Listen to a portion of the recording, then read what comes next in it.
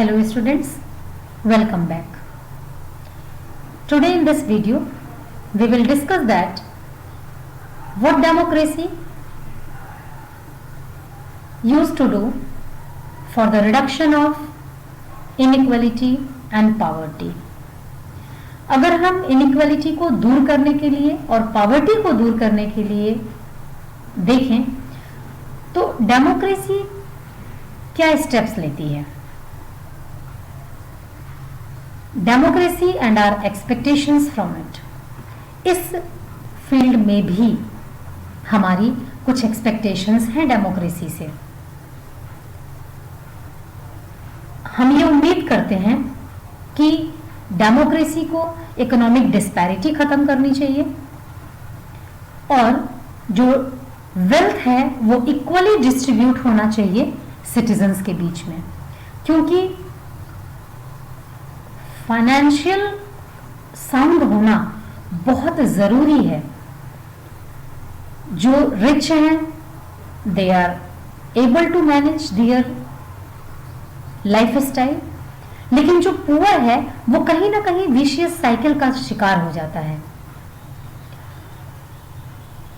उसकी low income होती है, लो इनकम होने की वजह से लो एफिशिएंसी की वजह से वो लो परफॉर्मेंस देता है, वो फुल पोटेंशियल नहीं यूज कर पाता और चूंकि वो फुल पोटेंशियल से वर्क नहीं करता है तो फिर उसको लो सैलरी ही मिलती है और ये कभी ना खत्म होने वाला एक विशेष साइकिल बन जाता है. तो ये हमारी नीड है, ये हमारी सोच है कि हमारी सरकार को जो कि डेमोक्रेटिकली रन हो रही है उससे प्रयास करना चाहिए कि इकोनॉमिक डिस्पैरिटी को खत्म किया जाए और खत्म ना सही तो कम से कम रिड्यूस तो किया ही जाए. और अगर ये वेल्थ इक्वली डिस्ट्रीब्यूट होंगे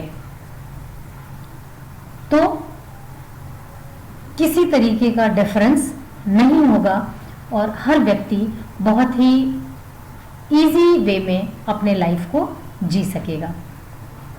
लेकिन दिक्कत की बात यह है, इस पॉइंट को हम पिछले वीडियोस में भी डिस्कस कर चुके हैं कि democracies are based on political equality rather than economic.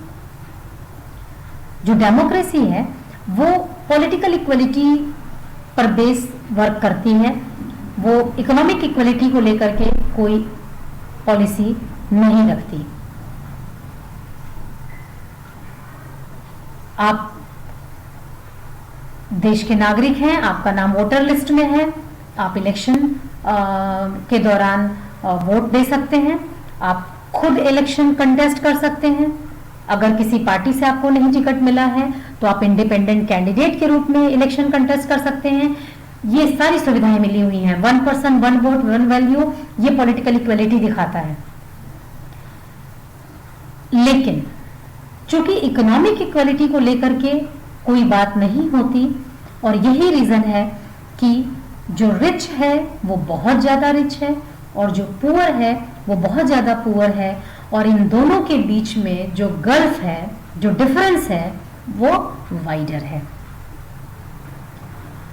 अगर हम डेवलप्ड कंट्री और डेवलपिंग कंट्रीज में कंपैरिजन करें तो हम ये देखते हैं कि डेवलप्ड कंट्रीज में रिचर सेक्शन जो है सोसाइटी में वो लार्ज है, ज्यादा संख्या में जो है लोग हैं वो अमीर हैं और जो पुअर की संख्या है वो काफी लेस है. जबकि डेवलपिंग कंट्रीज में जस्ट अपोजिट है. Poor constitute a large proportion. 130 crore की आबादी है हमारे देश की और इसमें गिने चुने लोग ही होंगे, हम उन्हें फिंगर पर काउंट कर सकते हैं, जो रिच सेक्शन से बिलोंग करते हैं या जिनके पास सारी तरीके की रिसोर्सेज अवेलेबल हैं. तो डेमोक्रेसी जो है वो पॉवर्टी को दूर करने के लिए या इनइक्वालिटी को दूर करने के लिए ऐसी कोई स्ट्रेटेजी नहीं बनाती, लेकिन उसके बावजूद हम डेमोक्रेसी को इसलिए एक्सेप्ट करते हैं बहुत सारे लूप होल्स हमने देखे। ये लेस अकाउंटेबल हो सकती है, लेस रिस्पॉन्सिव हो सकती है, लेकिन ये लेजिटिमेट गवर्नमेंट है, इसलिए हम इसे प्रेफर करते हैं। डिसीजन मेकिंग प्रोसेस बहुत स्लो है, उसके बावजूद हम इसे एक्सेप्ट करते हैं क्योंकि जो डिसीजन आता है वो ऑथेंटिक होता है। इकोनॉमिक ग्रोथ बहुत स्लो है, लेकिन उसके अलावा जो इसके एडवांटेजेस हैं, जो बेनिफिट्स हैं, उसकी वजह से हम डेमोक्रेसी को प्रेफर करते हैं। लाइकवाइज मैनर, डेमोक्रेसी इनइक्वालिटी को खत्म करने के लिए, पॉवर्टी को खत्म करने के लिए कोई ऐसा स्ट्रैटेजी नहीं रखती, लेकिन उसके बावजूद हम डेमोक्रेसी को सपोर्ट करते हैं। क्यों? क्योंकि डेमोक्रेसी में पॉलिटिकल इक्वालिटी है, डिफरेंट पार्टीज बन सकती हैं इलेक्शन के लिए, इंडिपेंडेंट कैंडिडेट्स भी खड़े हो सकते हैं इलेक्शन में, और इन पार्टीज का गवर्नमेंट बनाने के बाद एक फिक्स टेन्योर होता है, और अगर ये गवर्नमेंट, डेमोक्रेटिकली इलेक्टेड गवर्नमेंट, अगर पीपल की नीड्स एंड एस्पिरेशंस को फुलफिल नहीं करती तो ये रिप्लेस कर दी जाती है। जनता उन्हें वोट नहीं देगी, और ये तो हम सब जानते हैं कि no party will like to lose their vote. कोई भी पार्टी इस बात को पसंद नहीं करेगी कि उसका वोट बैंक कम हो या उसमें डिक्लाइन आए, और अपने वोट बैंक को बचाने के लिए डेमोक्रेसी में ये जो डिफरेंट पॉलिटिकल पार्टीज होती हैं, ये ऐसे ऐसे मैनिफेस्टोज प्रिपेयर करती हैं जिनसे साबित वो ये करना चाहती हैं कि वो बेहतर है रूल करने के लिए, लेकिन इनडायरेक्टली उनके इस अट्रैक्टिव मैनिफेस्टोज की वजह से आम जनता का भला हो जाता है। अब अगर हम सेम सिचुएशन को नॉन डेमोक्रेसी में देखें तो वहां पीपल के पास कोई ऑप्शन नहीं होता।